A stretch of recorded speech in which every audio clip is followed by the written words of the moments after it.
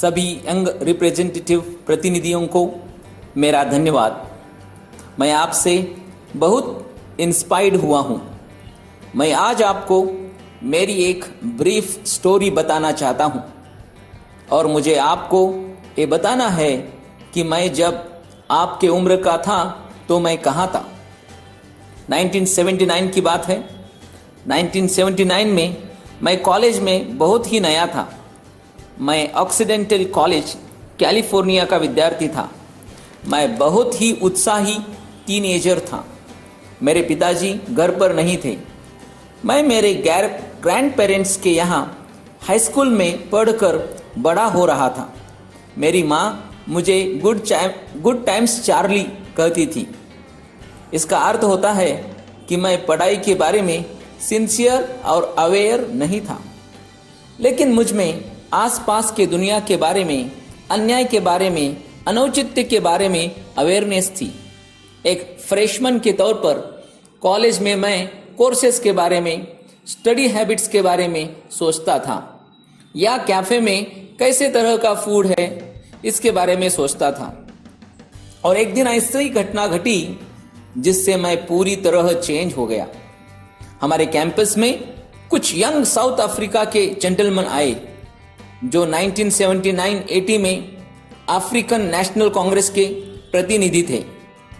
उन्होंने रंग भेद को मिटाने के लिए जो प्रयत्न किए उसके बारे में बताया और पूरे 1 घंटा मैं और मेरे जैसे अनेक विद्यार्थी उन्हें सुनते रहे। वे बहुत ही यंग थे। उन्होंने उनके असामान्य लड़ाई के बारे में, उनके त्याग के बारे में, उन्हें जेल में दी गई यातना, पिटाई और अत्याचार के बारे में बताया। वे यह सब इसलिए सहन कर रहे थे क्योंकि उन्हें विश्वास था किसी न किसी तरह, किसी न किसी प्रकार से न्याय होगा। और उसी ब्रीफ मीटिंग ने मेरे लाइफ को चेंज किया, क्योंकि मुझे उसी मीटिंग से पता चला कि ordinary people can do extra ordinary things.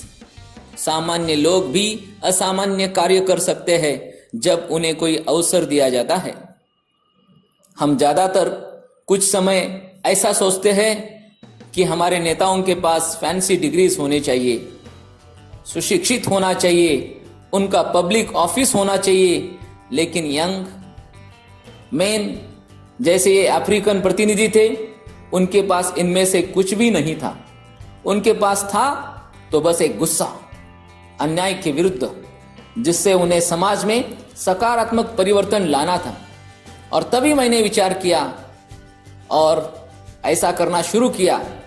उन्होंने मुझे एक प्रकार की दिशा दी और मैं चल पड़ा और मैं सक्रिय राजनीति में आया। फिर मैंने कैंपस में रंगभेद के विरुद्ध आंदोलन किया। हमने बहुत सारे प्रोटेस्ट आयोजित किए और एक बार नेल्सन मंडेला को मैं याद करता हूँ, जब वे जेल से बाहर आए और उन्होंने रंगभेद की लड़ाई जीती।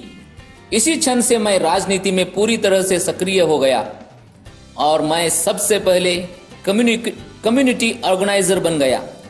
उसके बाद मैं सिविल अटॉर्नी बन गया और राज्य की राजनीति में उतरा और मैं सीनेटर बन गया और उसके बाद यूनाइटेड स्टेट्स अमेरिका का प्रेसिडेंट बन गया।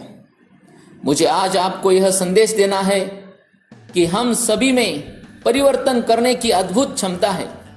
इसलिए मैं आशा करता हूं एक अच्छे इतिहास के लिए, एक अच्छा परिवर्तन लाने के लिए दुनिया आपका इंतजार कर रही है। So thank you very much.